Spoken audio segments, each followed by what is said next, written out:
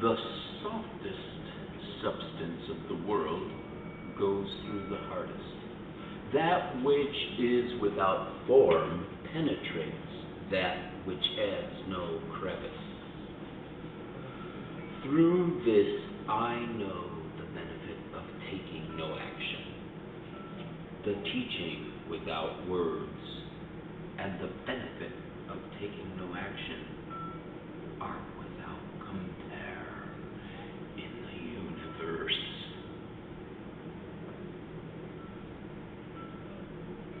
Be content. Fame or one's own self, which does one love more?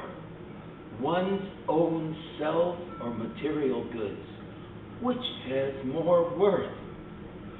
Loss of self or loss of possessions of goods, which is the greater evil? Therefore, he who loves most spends most. He who hoards much loses much. The contented man meets no disgrace. He knows when to stop, runs into danger. He can long endure.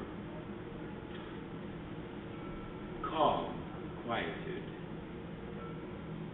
The highest perfection is like imperfection, and its use is never impaired.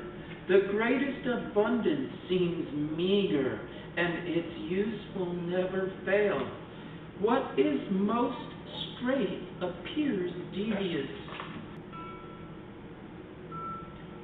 The greatest cleverness appears like stupidity. The greatest eloquence speaks like stuttering. Movement overcomes cold, but keeping still overcomes heat. Who is calm and quiet becomes a guide to the universe. The greatest cleverness appears like stupidity. The greatest eloquence seems like stuttering. Movement overcomes cold, but keeping still overcomes heat.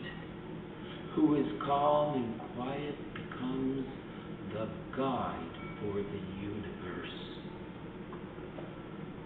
Racing horses.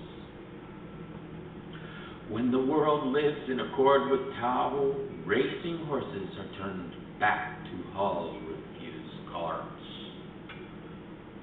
When the world lives not in accord with Tao, Calvary abides in the countryside. There is no greater curse than the lack of contentment, no greater sin than the desire for possession. Therefore, he who is contented with contentment shall be always content. Racing horses. When the world lives in accord with Tao, racing horses are turned back to Hall refuse carts. When the world lives not in accord with Tao, Calvary abounds in the countryside. There is no greater curse than the lack of contentment, no greater sin than the desire for possession.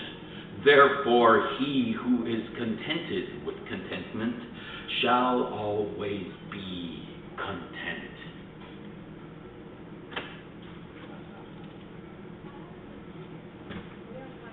This concludes today's reading of